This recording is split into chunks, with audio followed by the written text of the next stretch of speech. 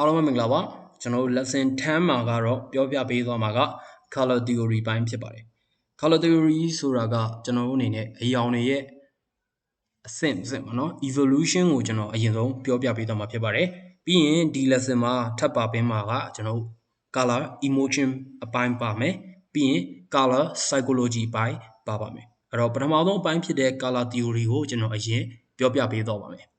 color theory ဆိုတာကကျွန်တော်တို့အနေနဲ့ပထမဆုံးစဖြစ်တဲ့ color တွေကနေဒုတိယတွေဖြစ်တယ်ဒုတိယအဆင့် color တွေဖြစ်တယ်ပေါ့နော်ဒုတိယအဆင့် color တွေပြီးသွားရင်အဲ့ဒီဟာနဲ့ပထမ color တွေကနေစင်ပွားပြန်ဘယ်လိုမျိုး color တွေထပ်ထွက်လာလဲဆိုတော့ color theory ရဲ့ပထမဆုံးပိုင်းဖြစ်တဲ့ color evolution ကိုပြောပြပေးတော့မှာဖြစ်ပါတယ်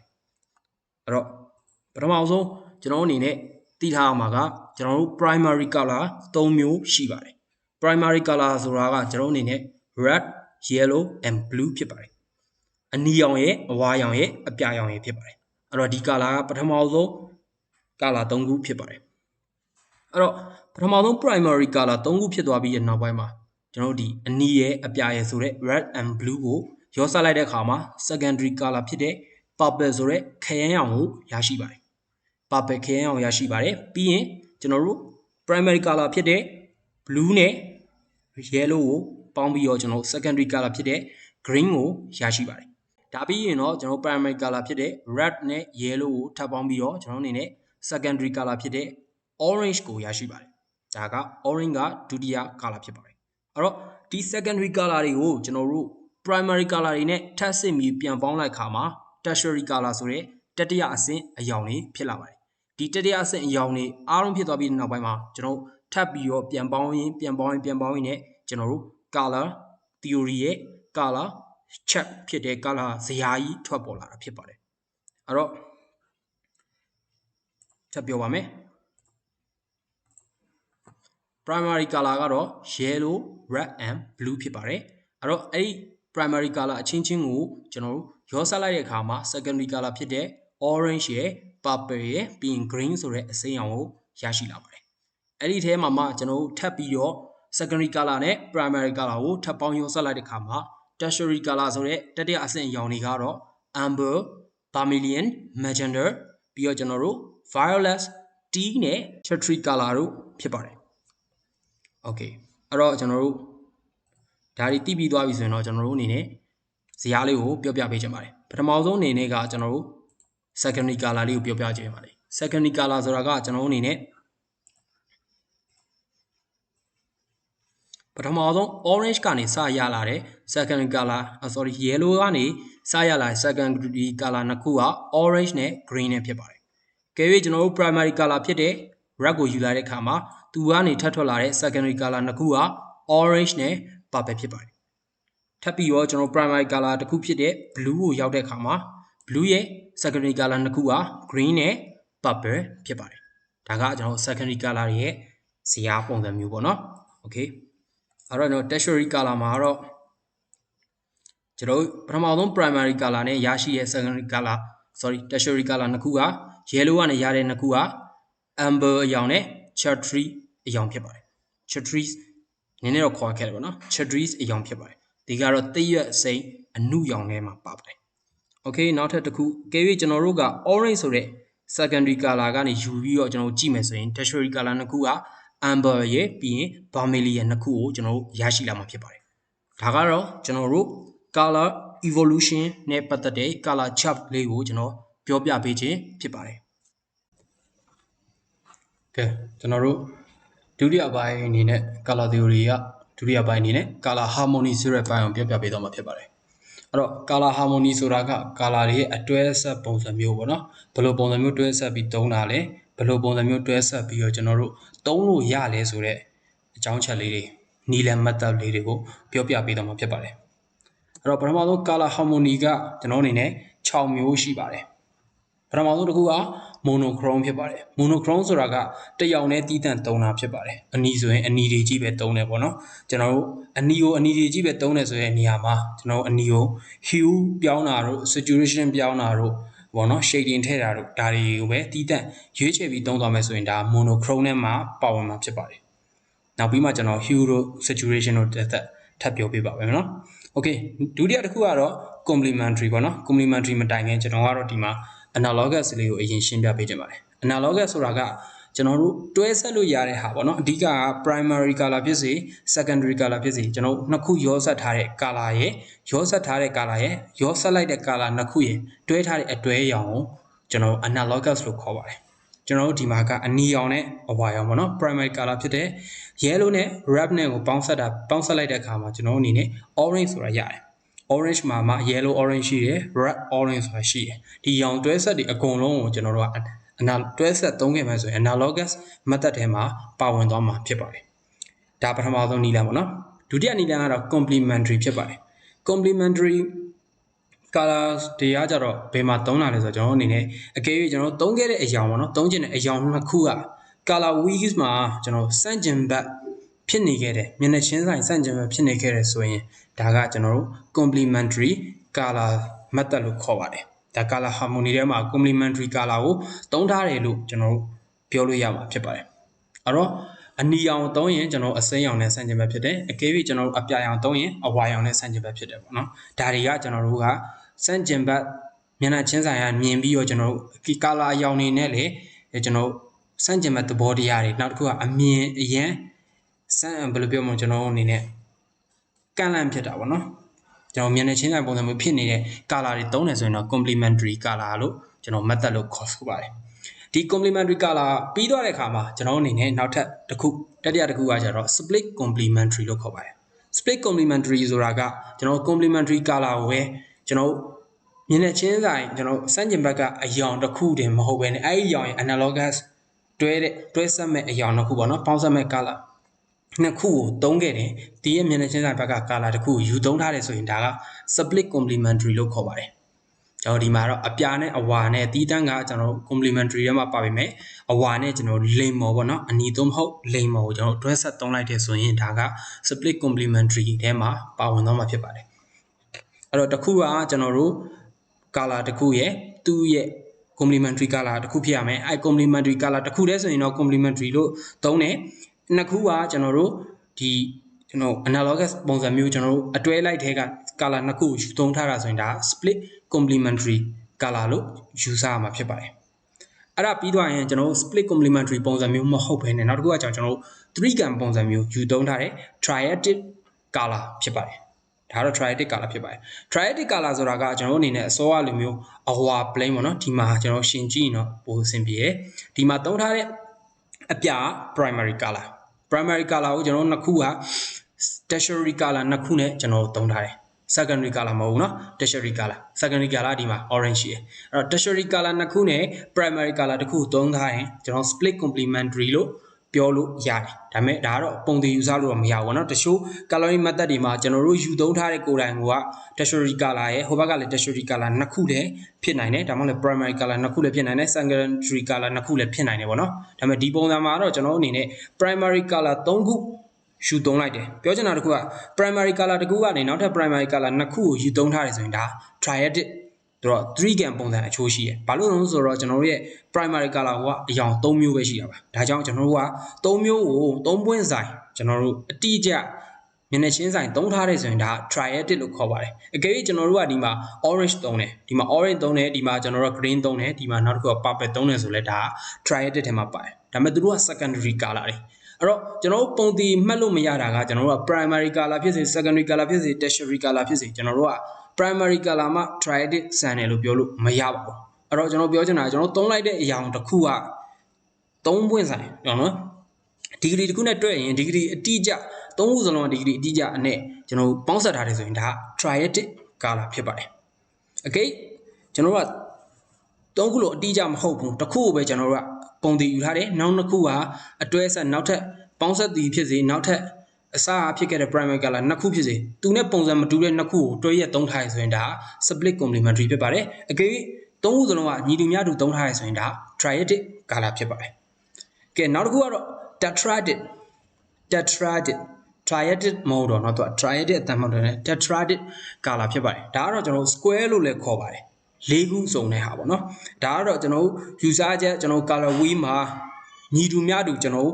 ဒီဂရီရှိရဲ့ student တစ်ခုကိုကျွန်တော်ဆွဲလိုက်မယ် student ပေါ့နော် slogan လို့လည်းပြောလို့ရတယ် square ကိုကျွန်တော်ယူသုံးလိုက်မယ်ယူပြီးတော့ကျွန်တော် icon တိုင်းကျွန်တော် gallery method ကိုသုံးတယ်ဆိုရင်ဒါ tetradic color ဖြစ်ပါတယ် triadic color ကတော့3ခုကိုယူသုံးတယ်4ခုကိုသုံးရင် square လို့ခေါ်လို့လည်းရသလို tetradic color လို့လည်းသုံးလို့ရပါတယ်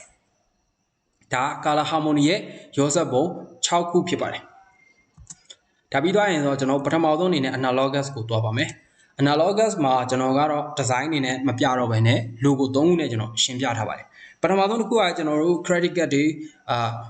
သုံးတဲ့ PayPal ပေါ့နော် sorry ကျွန်တော် online payment အနေနဲ့သုံးတဲ့ PayPal ရဲ့ logo ဖြစ်ပါတယ် PayPal logo မှာကျွန်တော်တို့ deep blue ပါတယ်ပြီးရင်နောက်တစ်ခုကကျွန်တော်တို့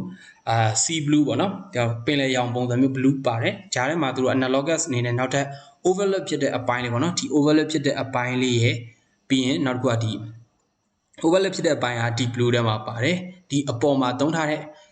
အပြာပြဲနင်းနဲ့နူးတဲ့ဟာကြောင့်ကျွန်တော်အလယ်မှာသုံးတဲ့ 253BA0 နဲ့တွဲသုံးထားရပါတော့အဲ့တော့ဒီ3ခုစလုံးကအပြာကနေထွက်လာတဲ့ကျွန်တော် analogous ထဲမှာပါဝင်တာဖြစ်ပါတယ်အဲ့တော့ဒီကောင်ကကျွန်တော်တို့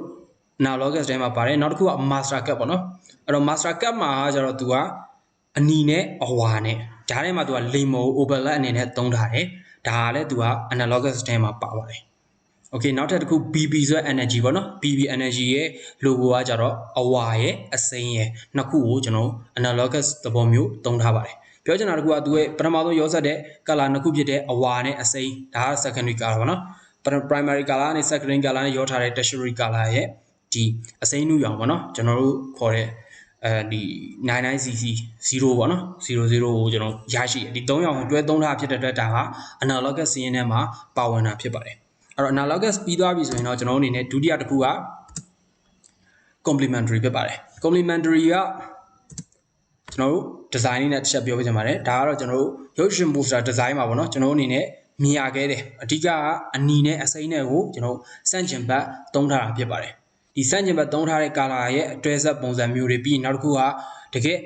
ဒီသူ့ရဲ့စပင်ချောင်းပေါ့နော်သူ့ရဲ့စပင်ရဲ့ပြီးနောက်တစ်ခုသူ့ရဲ့ခေါင်းစည်းရဲ့တ िश ိုးသုံးထားတဲ့အနီလေးတွေကိုသူကပို့ပြီးတော့မြင်စေခြင်းတယ်ဒီမျက်တောင်ပေါ့နော်အဓိကပို့ပြီးတော့ထင်သာစေခြင်းတာဖြစ်တဲ့အတွက် background ကိုသူကအစိမ်းရွေးသုံးလိုက်တာဖြစ်တာပဲဒါဆိုရင်သူကနောက်ခံရဲ့အစိမ်းပေါ်မှာအရှိရပါဝင်တဲ့ဒီ character ပဲဖြစ်စေပြခြင်းတဲ့ product ရဲ့အနီကပို့ပြီးတော့ထင်သာမြင်သာဖြစ်လာတာဖြစ်ပါတယ်နောက်တစ်ခုကတော့ complementary နောက်တစ်ခုပါဒါကတော့ရုပ်ရှင် poster design တစ်ခုပေါ့နော်အဲ့ဒီမှာကြောင့်ကျွန်တော်တို့အနီရဲ့အပြာကိုသုံးထားတယ်အဓိကကျွန်တော်စန့်ကျင်ဘက် color နှစ်ခုလည်းဖြစ်တယ်နောက်တစ်ခုကသူတို့ကဘယ်လိုပြောမလဲကျွန်တော်တို့အလင်းအမောင်ပဲဖြစ်စေနောက်တစ်ခုကကျွန်တော် neon color ပဲဖြစ်စေစန့်ကျင်ဘက်နှစ်ခုတွဲတာဖြစ်တဲ့အတွက်ဒီရဲ့ poster ကိုပို့ပြီးတော့ကြွစေတယ်ပေါ့နော်အဓိကကတော့ကျွန်တော်တို့လက်ဝဲချိုးဝိုင်းနေပုံစံမျိုးပေါ့နော်အနီတောင်အပြာတောင်ကွဲသလိုမျိုးအဲ့လိုမျိုး complementary ပေါ့နော်အပြိုင် color နှစ်ခုကိုတွဲသုံးထားတဲ့ poster design လေးတစ်ခုဖြစ်ပါတယ်နောက်တစ်ခု split complementary ကကြတော့ကျွန်တော်တို့ဒါကအရင်တော့ကျွန်တော်တို့ foreign နိုင်ငံတစ်ခုကကြော်ညာ poster design လေးပါ New York ကပေါ့နော်1958ခုနှစ်ကကြော်ညာ design လေးတစ်ခုဖြစ်ပါတယ်ဒီမှာကတော့သူက split complementary ကိုသုံးထားတယ်ရိုး complementary ဖြစ်တဲ့ကျွန်တော်အစိမ်းနဲ့အနီနဲ့တင်နှစ်ခုမဟုတ်ဘဲအစိမ်းနဲ့ sorry အနီနဲ့အပြာနဲ့တင်နှစ်ခုမဟုတ်ဘဲနဲ့ကျွန်တော်တို့ထပ်ပြီးတော့ရရှိတဲ့ primary color အစိမ်းကိုပါထပ်ပြီးတော့သုံးထားဖြစ်ပါတယ်ဒီနေရာမှာကအစိမ်းနဲ့အနီနဲ့ကတော့ဓာတ်ရိုက်ကြီးကျွန်တော်တို့ complementary မဖြစ်ဘူးနောက်တစ်ခုကအပြာသူတို့သုံးထားတဲ့ sea blue နဲ့ဒီဘက်က dark red ပေါ့နော် red နီရောင်နဲ့ကလည်းဓာတ်ရိုက်ကြီး complementary မဖြစ်ဘူးဒါပေမဲ့ဒီအစိမ်းနဲ့အပြာနဲ့နှစ်ခုဟာကျွန်တော် analog စီးရင်ထဲမှာပါပြီးတော့တကယ် main အရောင်မပါဘဲနဲ့ရှေ့မှာရှိတဲ့ main အရောင်ရဲ့ complementary ဖြစ်တဲ့အနီနဲ့တွဲသုံးထားတာဖြစ်တဲ့အတွက်ဒါက split complementary coloring method ထဲပါဝင်သွားတာဖြစ်ပါတယ်နောက်တစ်ခုကတော့ triadic ဖြစ်ပါတယ် triadic color မှာကြောင့်ကျွန်တော်ဒီ alarin ပေါ့နော်ကျွန်တော်ဒီလက်လောမေလ2024နော်2024မေ24 sorry ကျွန်တော်အဲ့တော့ယုံတင်ခဲ့တဲ့ alarin ရုပ်ရှင် poster design မှာတွဲသုံးထားဖြစ်ပါတယ် triadic ဆိုတာကဒီမှာ3ကန်အချိုးပေါ့နော်ကျွန်တော် color wheel မှာ3ကန်ပုံစံမျိုးကျွန်တော်ယူသုံးထားတဲ့ coloring method ဖြစ်ပါတယ်အဓိကဒီမှာပိုပေါ်စေခြင်းနဲ့ရုပ်ရှင် poster ရဲ့တိုက်တယ်ကရွှေအောင်ဖြစ်ပါတယ်အဝါရောင်ထဲမှာပေါ့နော်ပြီးရင်ကျွန်တော်တို့ဒီမှာပိတ်သားစားကကြတော့ခင်းအောင်သုံးထားတယ်ဒီကcostume မှာကြတော့အစိမ်းအနုပေါ့နော်အစိမ်းအနုထဲမှာအမိုင်းထဲမှာပါတဲ့ဥစ္စာလေးကိုသုံးထားတယ်နည်းနည်းရင်းတဲ့ထဲမှာပါတဲ့ဟာလေးကိုသုံးထားတယ်ဒီတော့သူတို့ရဲ့ color 3ခုစလုံးကကျွန်တော်တို့ complementary လည်းမဖြစ်သလို နောက်တစ်ခုကသုံးခုစလုံးကအချိုးညီညီကျွန်တော်တို့စန့်ကျင်ဘက်ဖြစ်တယ်ပေါ့နော်အဓိကပြောချင်တာတစ်ခုကအဝါနဲ့အပြာနဲ့ complementary မဖြစ်ဘဲနဲ့သူကအစိမ်းနဲ့ဒီဘက်ကကျွန်တော်ပါပင်နဲ့ပေါ့နော်ပါပယ်ရဲ့ကျွန်တော်တို့ yellow ရဲ့ပြီးရင်နောက်တစ်ခုက cyan အရောင်ရဲ့ဒီသုံးခုကိုသူတို့က triadic ချာသုံးထားတာဖြစ်ပါတယ်အဲ့တော့ triadic ပြီးတော့ tetradic ဆိုတဲ့ coloring method ဖြစ်ပါတယ်ဒါကတော့တော်တော်ရှားတဲ့ထဲမှာပါတယ်အဓိကတော့ tetradic ကိုအများဆုံးက poster design တွေမှာပဲတွေ့ရတယ်နောက်တစ်ခုကကျွန်တော်တို့ magazine တွေမှာပဲတွေ့ရတယ်ပေါ့နော် color ကိုအရန်အလွန်ကျွံသုံးရတဲ့အပိုင်းတွေမှာလည်းပါတယ်အလွန်ကျွံသုံးပြခြင်းတဲ့ design တွေမှာပဲတွေ့ရတတ်တယ်ပေါ့နော်တချို့တာမန်ပုံစံ design မှာကျွန်တော်တို့ဒီ product ကြော်ညာတဲ့ design တွေမှာတော့ပုံမှန်အားဖြင့်တွေ့ရဖို့အရန်နေပါတယ်အဲ့တော့ဒီ poster design တွေမှာကတော့သူကအဓိက title စာသားအစားကျွန်တော်တို့ complementary ဖြစ်တဲ့ကျွန်တော်ဒါကြီးတော့ complementary မဖြစ်ဘူးပေါ့နော်အစိမ်းနုနဲ့ဒီအနီရင်းနဲ့ကိုတွဲသုံးထားတယ်ပြီးရင်ဒီမှာ blue သုံးတယ် blue cyan red yellow ဒီလေးခုစလုံးကိုတွဲပြီးတော့သုံးထားတယ်အဓိကတော့သူကဒီမှာတော့ color ကို၄အောင်ဆက်သုံးထားတာဖြစ်တဲ့အတွက်ကျွန်တော်အနေနဲ့မြင်ရတာကြာကျွန်တော်ဒီ comic ပေါ့နော် comic ပုံစံမျိုးလဲနည်းနည်းမျက်လုံးထဲမှာပိုဆန်သွားတယ်နောက်တစ်ခုက sky view ပေါ့နော် sky view ပုံစံမျိုးလဲလက်ခံလို့ရတယ်နောက်တစ်ခုကကျွန်တော်တို့cyberpunk သဘောမျိုးပေါ့နော် cyberpunk သဘောမျိုး design တွေမှာလည်းဒီလိုမျိုး coloring method ကိုပို့ပြီးတော့သုံးလို့ရတာဖြစ်ပါတယ်ဒါကတော့ကျွန်တော်အခုပြောခဲ့တဲ့ color harmony အပိုင်းဖြစ်ပါတယ်ဒါပြီးတော့ကျွန်တော်တို့အနေနဲ့ color psychology ဘိုင်းနဲ့ထပ်ပြီးတော့ပြောပါမယ်ကဲကျွန်တော်တို့ color theory ရဲ့နောက်ဆုံးပိုင်းပေါ့နော် the psychology of color in advertising ဖြစ်ပါတယ်အဲ့တော့ color theory မှာကျွန်တော်တို့ color တွေရဲ့evolution ကိုသိတဲ့နဲ့ပြီးရင် color တွေရဲ့ harmony ကိုသိတဲ့နဲ့နောက်တစ်ခုကနောက်ဆုံး channel ချက်ကတော့ color ရဲ့ psychology ဘိုင်းပဲဖြစ်ပါတယ်အဲ့တော့ color ရောင်တွေဆိုတာ psychology ရှိတယ်ဘယ်ရောင်တွေကဘယ်လိုမျိုးအခြေအနေတွေမှာသုံးသင့်တယ်ဆိုတော့အကြောင်းပြချက်လေးရှိပါတယ်အဲ့တော့ပထမဆုံးအနေနဲ့ကျွန်တော် social media design တွေကိုဆွဲတဲ့အခါမှာကျွန်တော်အနေနဲ့ဘယ် design ပဲဆွဲဆွဲပေါ့နော် graphic designer တွေအနေနဲ့ color ရောင်တွေကိုကျွန်တော်အခြေအနေတစ်ခုပုံမူတည်ပြီးတော့သုံးတတ်သင့်ပါတယ်ကျွန်တော်တို့စီမှာ favorite color ဆိုတာရှိတယ်ကိုကဘယ်ရောင်ကိုကြိုက်တယ်ပေါ့နော်ဒါပေမဲ့အဲ့ဒီအရောင်ကိုအမြဲတမ်းတစ်စီကျွန်တော်သုံးလို့မရဘူးနောက်တစ်ခုကအခြေအနေတစ်ခုပေါ်မှာဒီရောင်နဲ့ဆန့်ကျင်ဘက်အရောင်တွေကိုသုံးရတာရှိရယ် color harmony ပိုင်းတွေကိုပြောင်းလဲပြီးတော့သုံးရတဲ့အပိုင်းတွေရှိတယ်ပေါ့နော်အဲ့တော့ကျွန်တော်တို့ကြိုက်နေတတ်တဲ့အရောင်အမြဲတမ်းကျွန်တော်တို့ကိန်းတည်မဖြစ်သင့်ဘူးနောက်တစ်ခုကကျွန်တော်တို့ကြိုက်နေတတ်တဲ့အရောင်ဆိုတာအခြေအနေတစ်ခုတွေပုံပဲမူတည်တာပါအဲ့တော့ product ပေါ်ပဲမူတည်ရဖြစ်စေနောက်တစ်ခုကကျွန်တော်တို့လုပ်မဲ့ design ရဲ့ပေါ်မှာမူတည်ရပဲဖြစ်စေကြီးစုတဲ့သူတွေရဲ့ trend တစ်ခုပေါ်မှာမူတည်ရပဲဖြစ်စေကျွန်တော်တို့ရဲ့ကြိုက်နေတတ်တဲ့အရောင်ကအမြဲတမ်းပြောင်းလဲသွားနိုင်ပါတယ်ကဲအဲ့တော့ပထမဆုံးအနေနဲ့ကျွန်တော် design လေးတစ်ခုကြည့်ကြည့်မယ်ပေါ့နော်အဲ့တော့ Scotiabank logo ရဲ့ဥစ္စာလေးကိုပြပေးတာဖြစ်ပါတယ်ဒီမှာကျွန်တော်တို့အနေနဲ့မတွဲမသုံးသင့်တဲ့ဟာပေါ့နော်အဓိကတော့အနီအောင်ပဲ main base ထားပြီးတော့အဖြူလေးနဲ့တွဲပြထားတဲ့ဟာပို့ပြီးတော့ကြီးစုတဲ့သူကိုမျက်လုံးအနေနဲ့ရောမျက်စိပဓာတာပို့ပြီးတော့ဖြစ်စေပါတယ်အဲ့ဒါမှကျွန်တော်တို့အနေနဲ့တွဲသုံးစေခြင်းနဲ့ကျွန်တော် feminine pose နဲ့ပေါ့နော်အမျိုးသမီးကတူကိုကိုစားပြုချင်ပါတယ်ဆိုတော့ပန်းရောင်တွေသုံးတယ်နောက်တစ်ခုက community ကိုကိုစားပြုပါတယ်ဆိုတော့အဝါရောင်တွေထည့်သုံးခြင်းနဲ့ဆိုရင်တော့ကျွန်တော်အနေနဲ့ဒါကြီးကတမျိုးတစ်ဖုန်ကြီးကြည့်ရစိုးစီမှာဖြစ်ပါတယ်အဲ့တော့ဒါက design ရဲ့ပုံမှန်မူတည်တဲ့ color psychology ပေါ့နော်အမှန်အမားလေးကိုကျွန်တော်ဥပမာတစ်ခုအနေနဲ့ပြပေးထားတာဖြစ်ပါတယ်ကဲအဲ့တော့ပထမဆုံးအနေနဲ့ကတော့အနီရောင်ဖြစ်ပါတယ် red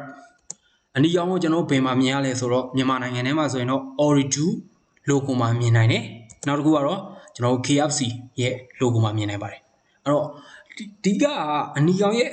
color psychology မှာဖြစ်စေတဲ့စိတ်ကကျွန်တော်အရန်ကိုစွဲမှတ်စေပြင်းထန်တဲ့စိတ်ခံစားချက်ကိုလို့ဖြစ်စေတယ်အဲ့တော့ပြောချင်တာကကျွန်တော် fashion show ပွဲတွေနောက်မှမဟုတ်ကျွန်တော် main လေးတယောက်မှာဝေးလိုက်တဲ့ dressing ကအနီရောင်ဖြစ်တယ်ဆိုသူကပို့ပြီးတော့ကျွန်တော် sexy ပိုင်းနော် sexy ရဲ့အပိုင်းကိုပို့ပြီးဖြစ်စေတယ်နောက်တစ်ခုက fashion လည်းပို့ကြစေတယ်နောက်တစ်ဖက်သားပုံမှာသူကဆွဲဆောင်မှု attraction ပို့ပြီးတော့ရစေပါတယ်အဲ့တော့အနီရောင်ရဲ့အားသာချက်ကကျွန်တော်လူတွေပေါ်မှာဆွဲဆောင်မှုကိုပို့ပြီးတော့ဖြစ်စေတယ်ရစေတယ်ပြီးနောက်တစ်ခုကလူတွေကိုပို့ပြီးစိတ်အားတက်ကြွစေတယ်အဓိကကသူကကျွန်တော်တို့လူခန္ဓာကိုယ်မှာရှိရဲ့သွေးရဲ့အရောင်နဲ့လည်းတူညီတယ်နောက်တစ်ခုကကျွန်တော်တို့အနီဆိုတာကပို့ပြီးတော့အပူကလာတယ်ပေါ့နော် brand color မှာလည်းပါတာဖြစ်တဲ့အတွက်စိတ်တက်တွေပို့ပြီးကြွစေတယ်ဒါကြောင့်ကျွန်တော်အနီကိုကျွန်တော်အနေနဲ့ပြင်းပြထန်ထန်ပဲသုံးကျင်တဲ့ design မျိုးတွေမှာပဲဖြစ်စီနောက်တစ်ခုကကျွန်တော်တို့ attraction ရှိ fashion ကြဆွဲဆောင်နေတဲ့ခါမျိုးတွေမှာပဲဖြစ်စေကျွန်တော်တို့ product ကိုအနောက်ကအနီရောင်လေးနဲ့ပဲဖြစ်စေကျွန်တော်တို့ product ကိုအနီရောင်ထုတ်တာပဲဖြစ်စေဒါမျိုးလေးတွေနဲ့ design ထိုင်ပြီးတော့ကျွန်တော်တို့ color psychology အနေနဲ့သုံးလို့ရပါတယ်အဲ့တော့ဒုတိယရောင်ကတော့လိမ်မော်ရောင်ဖြစ်ပါတယ်လိမ်မော်ရောင်ကတော့ကျွန်တော်တို့ဒီမှာ logo ထဲမှာဆိုရင်တော့ကျွန်တော်တို့ my ထဲမှာကြည့်လို့ရတယ် my ထဲ logo မှာကြည့်လို့ရတယ်နောက်တစ်ခုကတော့ကျွန်တော် blogger logo ပေါ့နော် blogger ရဲ့ site ရဲ့ logo ဖြစ်ပါတယ်အဲ့တော့ဒီမှာကပို့ပြီးတော့တက်ကြွတယ်ဆိုတော့ပုံစံမြင်နေပြချင်တယ်ဆိုရင်ကျွန်တော်တို့က community အရောင်နဲ့ပါတဲ့ orange ကိုသုံးပါတယ်အဓိကတော့ဒီခေတ်သစ်ကြော်ညာတွေမှာတော့တော်တော်များများကျွန်တော်တို့သုံးလာကြတယ်လိမ်မော်ရောင်ပို့ပြီးသုံးလာတယ်နောက်တစ်ခုကကျွန်တော်တို့အဖွဲ့အစည်းစိတ်သက်ဆန်တဲ့အခါမျိုးတွေဖြစ်စေနောက်တစ်ခုကကျွန်တော်တို့ volunteer ဘိုင်းပေါ့နော် volunteer ဘိုင်းတွေမှာတက်ကြွ campaign တွေလုပ်ရှင်တဲ့အခါမျိုးတွေမှာဖြစ်စေကျွန်တော်တို့လိမ်မော်ရောင်သုံးတာတွေကပို့ပြီးတော့လူတွေကို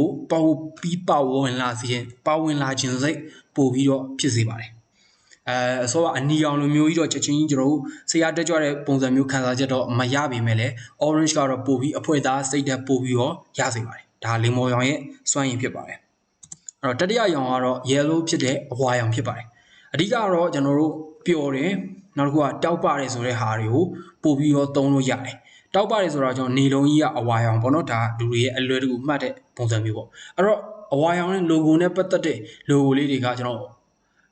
McDonald ပေါ့နော် McDonald logo ရဲ့ပြီးနောက်တစ်ခုက Snapchat ရဲ့ logo ကိုကျွန်တော်ပြထားပါတယ်logo မှာကတော့အဝါရောင်အနေနဲ့ကတော့တအားကြီးမရှိဘူးကျွန်တော်တို့အရင်ဒီ chat app တွေမှာတော့ရှိနိုင်တယ်ပေါ့နော်အဲ့တော့ကျွန်တော်ကတော့ foreign logo နှစ်ခုပြထားတယ်အဓိကတော့တောက်ပပရှိတယ်ဆိုတော့ခန်းစားချက်ကိုရစေတယ်နောက်တစ်ခုကကလေးတွေအနေနဲ့အဝါရောင်မြင်တဲ့အခါကျရင်ပျော်ရွှင်မှုပို့ပြီးရတဲ့အပိုင်းလေးတွေရှိတယ်ပေါ့နော်ဒါကြောင့်လဲကစားကွင်းရဲ့တချို့ပစ္စည်းတွေမှာအဝါရောင်သုံးတာပိုများတယ်အဝါတို့အပြာတို့ပေါ့နော်နောက်ပြီးတော့ကျွန်တော်ရွှေနဲ့လည်းပို့ပြီးတော့နီးစပ်တဲ့အဝါရောင်ဖြစ်တဲ့အတွက်ကျွန်တော်ချမ်းသာတယ်ဆိုတဲ့ခံစားချက်ပေါ့နော်တာယာဝါပြောတယ်ဆိုတဲ့ခံစားချက်တွေပို့ပြီးတော့ရတယ်အဓိကတော့ဘန်တွေမှာပို့ပြီးသုံးတယ်ကျွန်တော်တို့မြန်မာနိုင်ငံမှာဆို Western Union မှာသုံးတယ်နောက်တစ်ခုကကျွန်တော်တခြား Union နဲ့ပတ်သက်တယ်ပေါ့နော် logo တွေနောက်က banking နဲ့ပတ်သက်တဲ့ finance နဲ့ပတ်သက်တဲ့ logo တွေမှာတော့အဝါရောင်သုံးတာများပါတယ်။ကြောင့် logo မှာတော့တိတ်သုံးထားသိမရှိဘူးပေါ့နော်။မသုံးရရလေးဖြစ်ပါလိမ့်မယ်။အဲ့တော့ဒီကတော့အဝါရောင်သုံးတယ်ဆိုတာကပျော်ရွှင်တဲ့ခံစားချက်တွေတောက်ပထင်းမောပေါ်ရှိတယ်ကျွန်တော်တက်စီတွေမှာသုံးနေဆိုအဝါရောင်ပေါ့နော်။ဒါကြောင့်လည်းအဝါရောင်တက်စီမှာသုံးရတယ်။ထင်းကနေမြင်ရတယ်။ကြောင်းကားဆိုလည်းအဝါရောင်နဲ့သုံးရတယ်။ဒါမျိုးပေါ့နော်။နောက်တစ်ခုကပတ်စံချမ်းသာတယ်ဆိုတဲ့ခံစားချက်တာယာဝါပြောတယ်ဆိုတဲ့ခံစားချက်တွေကိုသုံးနိုင်တယ်နောက်ပြီးတော့ finance logo တွေဆွဲပေးရမယ့်အခါမျိုးတွေဖြစ်စေကျွန်တော်တို့စီးပွားရေးဆိုင်ရာကျွန်တော်ငွေကြေးများပြချင်တဲ့အခါမျိုးတွေမှာအဝါရောင်ပို့သုံးလို့ရပါတယ်နောက်တစ်ခုကကျွန်တော် product ကကျွန်တော်အနေနဲ့ sunscreen တော်၎င်း cosmetic တချို့ product တွေမှာလည်းအဝါရောင်နောက်ခံကိုထားပြီးတော့သုံးလို့ရပါတယ်နောက်တစ်ခုကကျွန်တော်မြန်မာနိုင်ငံမှာတော့အသုံးများတဲ့အကြောင်းတစ်ချက်ရှိတယ်ဒါကတော့ foodie line ဘက်ပေါ့နော်အစားအသောက်ပိုင်းဘက်မှာကျွန်တော်သုံးကြတာများပါတယ်အဝါကိုသုံးနေပေါ့နော်အဓိကတော့ snack food တွေနောက်တစ်ခုက juice တွေမှာသုံးပါတယ်နိုင်ငံခြားမှာတော့အစိမ်းနဲ့အပြာကိုပို့သုံးတယ်ညောနိုင်ငံမှာတော့အဝါကိုပို့သုံးကြပါတယ်ကဲနောက်ထပ်အရောင်တစ်ခုကတော့ green အစိမ်းရောင်ဖြစ်ပါတယ်အဲ့တော့ဒါကတော့အရင်တော့ကျွန်တော် logo presentation အဟောင်းဖြစ်တဲ့အတွက်ကျွန်တော်အရင်အဟောင်းလေးတိုင်းပဲကျွန်တော်ပြန်ပြထားတယ်အဓိက logo ကတော့ one jet ပေါ့နော်မြန်မာနိုင်ငံမှာတစ်ချိန်ကခေတ်စားတဲ့ one jet logo လေးဖြစ်တယ်ဒီဘက်ကတော့ကျွန်တော် Starbucks ရဲ့ logo လေးဖြစ်ပါတယ်အဓိကတော့အစိမ်းဆိုတာမြင်တဲ့အတိုင်းကျွန်တော်တို့ကသဘာဝကိုခန်းစားရပါတယ်သဘာဝရဲ့ခန်းစားချက်ပေါ့နော်နောက်တစ်ခုကတစ်ပင်တွေအများဆုံးမြင်ရတဲ့တောတောင်တွေကအများဆုံးမြင်ရတဲ့အရောင်ကကျွန်တော်ကအစိမ်းရောင်ဖြစ်ပါတယ်ဒါကြောင့်ကျွန်တော်တို့အစိမ်းရောင်မြင်လိုက်တယ်ဆိုရင်ကျွန်တော်တို့ကသဘာဝပတ်ဝန်းကျင်နဲ့ပတ်သက်တဲ့ဟာမျိုးတို့တစ်တောနဲ့ပတ်သက်တဲ့ဟာမျိုးဆိုရယ်ခံစားချက်တွေကိုရရှိပါတယ်နောက်တစ်ခုကကျွန်တော်တို့မျက်လုံးအေးတွေအရောင်ထဲမှာပါတာဖြစ်တဲ့အတွက်ကျွန်တော်တို့အနေနဲ့ယုံကြည်ဘယ်လိုပြောမလဲစိတ်အေးချမ်းမှုလည်းပေးနိုင်တယ်နောက်တစ်ခုကဒီအရောင်နဲ့ပတ်သက်တဲ့စီးပွားရေးလုပ်ငန်းဒီဒေါ်လာကောင်း business တစ်ခုလုပ်ငန်းဒီဒေါ်လာကောင်းဆိုရင်ကျွန်တော်မြင်ရတဲ့လူရဲ့ခံစားချက်ကယုံကြည်စိတ်ချမှုလည်းတစ်စိတ်တစ်စောင်းကျွန်တော်ရရှိနိုင်တယ်ဒီခံစားချက်မှုပေါ့နော်နောက်တစ်ခုကကျွန်တော်တို့ foodie line ဘက်တော့လကောက်နောက်တစ်ခုကကျွန်တော် map တွေနော် shopping map တွေမှာသုံးနေဆိုရင်ကျွန်တော်တို့ရဲ့လက်ဆက်တွေဆိုတဲ့ခံစားချက်ကိုလည်းရရှိပါတယ်အဲ့တော့ဒီကကျွန်တော် mini map တွေသုံးတဲ့အခါမျိုးတွေဖြစ်စေကျွန်တော်တို့ဒီမှာဆိုရင်ရွှေအိုးစည်းဆိုင်တို့ဘာလို့ဆိုရင်ကျွန်တော်အစိမ်း logo သုံးနေပေါ့နော် logo မှာအစိမ်းရောင်ထည့်သုံးကြတယ်ဒါကြတော့ဘာလို့ဆိုလို့စိတ်အေးချမ်းသာနဲ့ကျွန်တော်ယုံကြည်မှုရတယ်ဆိုတဲ့ခံစားချက်ကိုအစိမ်းရောင်နဲ့ပြောပြပေးထားတာဖြစ်ပါတယ် ကဲနောက်ထပ်အရောင်ကတော့အပြာရောင်ဖြစ်ပါတယ်အပြာရောင်ကတော့ကျွန်တော်တို့ local မှာတော့ Telenor logo ရှိတယ်နောက်တစ်ခုကအခုတော့ Telenor logo မဟုတ်တော့ဘူးပေါ့နော်နောက်တစ်ခုကတော့ကျွန်တော်တို့ Facebook logo ဖြစ်ပါတယ်အဲ့တော့အတန်ဖြစ်သွားပြီပေါ့နော် Telenor ကတော့အတန်ဖြစ်သွားပြီတစ်ဖက်ကတော့ Facebook logo ဖြစ်ပါတယ်အဲ့တော့ဒါကအဝါရောင်တွေပေါ့နော်နောက်တစ်ခုကကျွန်တော်တို့အဝါအပြာစိမ်းရောင်ပြီးသွားရင်လူတွေရဲ့မျက်လုံးမှာကျွန်တော်တို့တဘာဝတော့မဟုတ်ဘူးနော်အေးချမ်းမှုတည်ငြိမ်မှုဆိုတာဟာကိုခံစားစေရတဲ့အရောင်ကအပြာရောင်ဖြစ်ပါတယ်နောက်တစ်ခုကကျွန်တော်တို့ဒီမှာတော့ရေးထားပါတော့အောင်မြင်မှုနှမ်းဆိုင်မှုသစ္စာရှိမှုတွေဆိုကိုခံစားလို့ရတယ်အဓိကတော့လူတွေရဲ့စိတ်တွေကိုအေးချမ်းစေတယ်နောက်တစ်ခုကတော်တော်ကြောက်တဲ့သူဆိုရင်တောင်မှကျွန်တော်အပြာရောင်ကိုသုံးပေးလိုက်တဲ့ဒီဇိုင်းပဲဖြစ်စေအပြာရောင်သုံးလိုက်တဲ့ product တစ်ခုဆိုရင်သူ့ရဲ့စိတ်ထဲမှာအေးချမ်းသွားတဲ့ဆိုတဲ့ခံစားချက်ရှိပါတယ်ဒါကြောင့်ကျွန်တော်လေရင်တွေမှာတော်တော်များများကျွန်တော်အပြာကိုသုံးကြတာများတယ်အဲ့တော့လေရင်စီးရင်နဲ့ကြောက်တဲ့အခါမျိုးတွေပဲဖြစ်စေ foreign မှာဆိုကျွန်တော်ဒီယထာတွေမှာဆိုလည်းအပြာရောင်အများဆုံးသုံးပေးထားတယ်အဲ့တော့အဓိကလူတွေရဲ့စိတ်မချမှုတွေနောက်တစ်ခုကကြောက်တယ်ဆိုတဲ့ခံစားချက်တွေကိုအပြာရောင်ဆိုတဲ့အရောင်ကကောင်းကောင်းထိန်းချုပ်ပေးနိုင်တယ်ဒါကြောင့်ကျွန်တော်တို့ကဒီဇိုင်းမှာအပြာကိုသုံးတာများတယ်ဆိုရင်သူကအရန်ကိုအေဂျင့်နဲ့ဆိုရခံစားချက်ကိုရရှိစေတယ်အဓိကကကျွန်တော်တို့သင်တန်းကြော်ညာတွေတော့လကောင်းနောက်တစ်ခုကကျွန်တော်တို့ data အချက်လက်တွေကိုပြချင်တဲ့အခါမျိုးတွေမှာကျွန်တော်တို့ကအပြာနဲ့တွဲပြီးပြတာပို့ပြီးကောင်းတယ်နောက်တစ်ခုကစေးကန်းပေါ့နော်ကျွန်တော်တို့စေးရုံစေးကန်းနဲ့ပတ်သက်တဲ့ဒီဇိုင်းတွေမှာအပြာရောင်သုံးတာပို့ပြီးတော့အဆင်ပြေပါတယ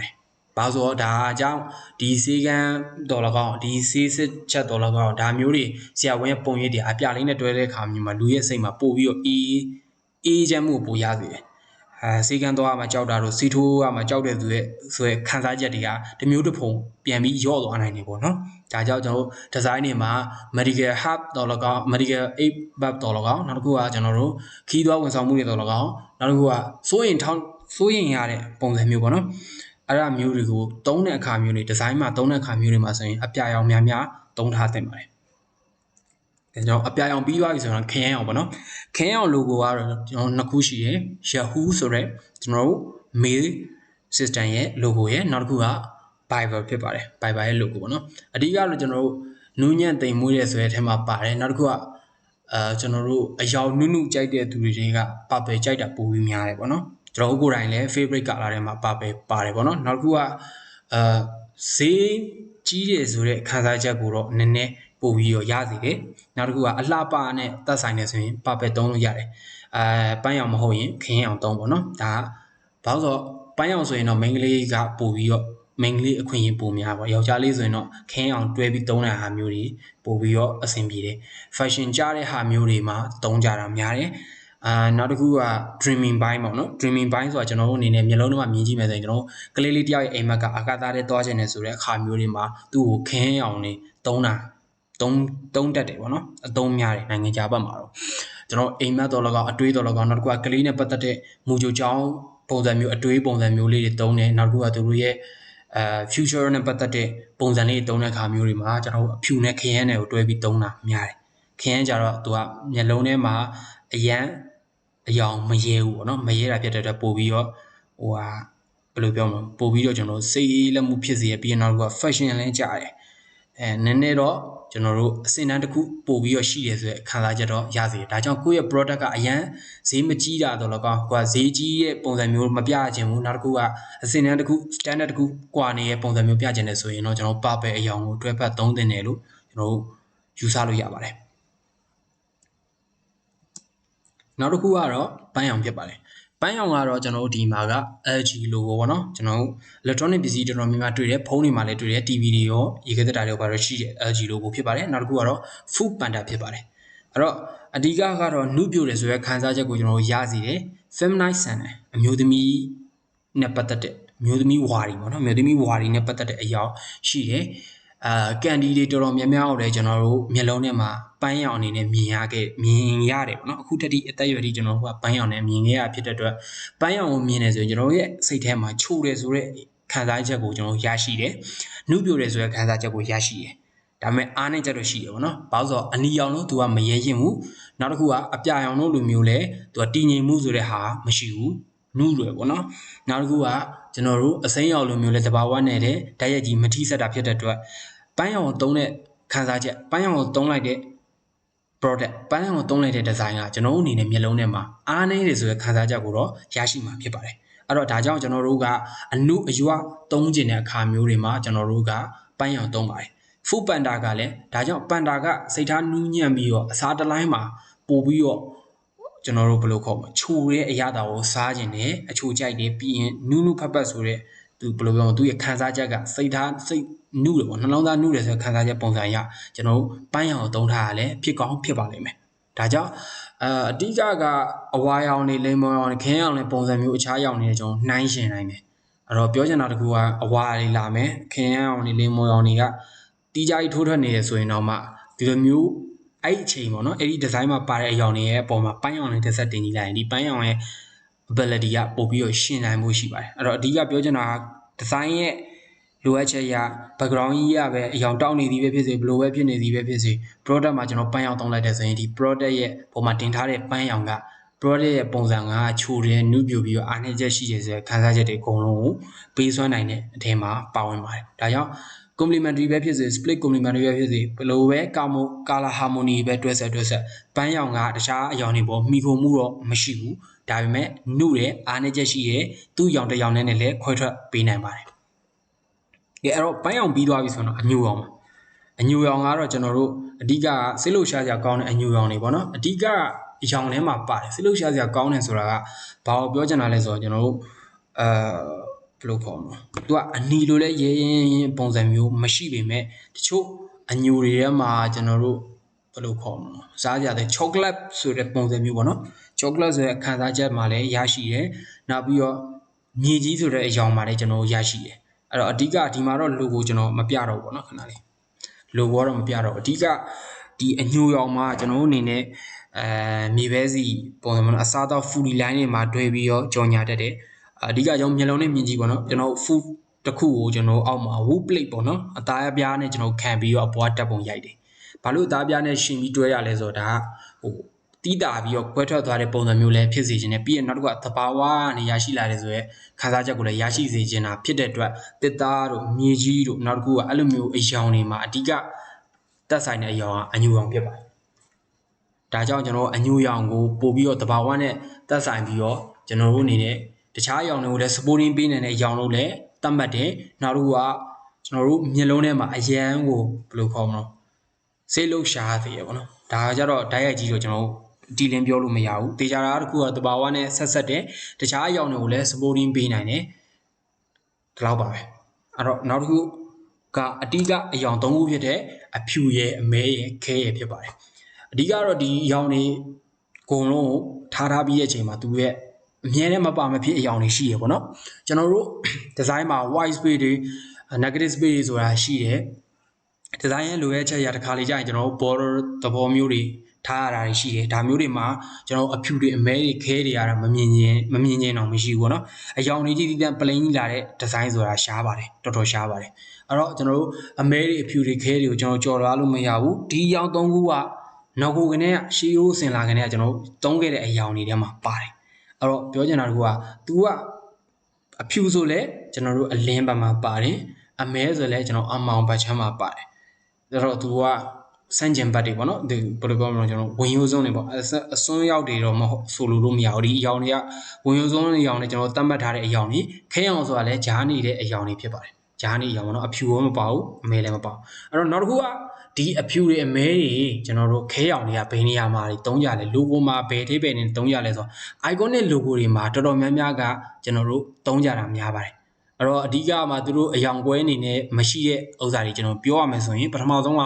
Apple logo ဖြစ်ပါတယ် Apple logo ဆိုရင်ကျွန်တော်တို့အဖြူနဲ့အမဲနဲ့သုံးတယ်တစ်ခါလေကြာရင်ခဲနဲ့အမဲနဲ့သုံးတယ်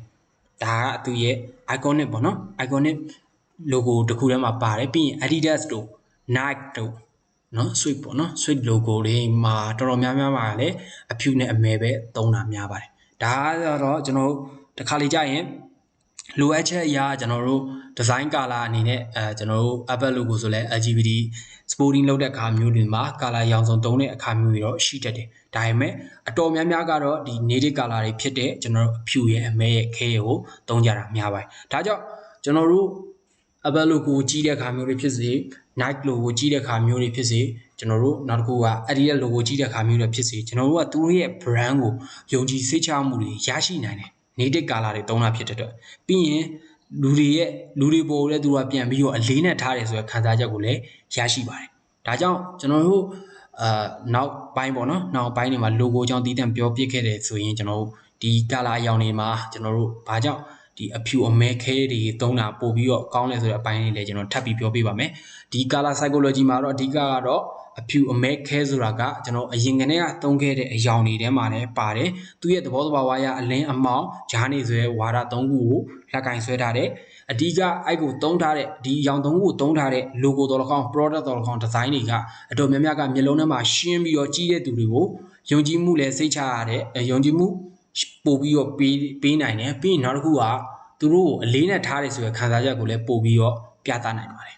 ဒါကတော့ color psychology ဖြစ်ပါတယ်အဲ့တော့အားလုံးကိုကျေးဇူးတင်ပါတယ်ဒါက color theory ရဲ့နောက်ဆုံးပိုင်းဖြစ်တဲ့ color psychology ဖြစ်ပါတယ်အဲ့တော့ color theory မှာ၃ပိုင်းရှိပါတယ်ပထမတစ်ခုက color evolution နောက်တစ်ခုလယ်ပိုင်းက color harmony နောက်ဆုံးပိုင်းက color psychology ဖြစ်ပါတယ်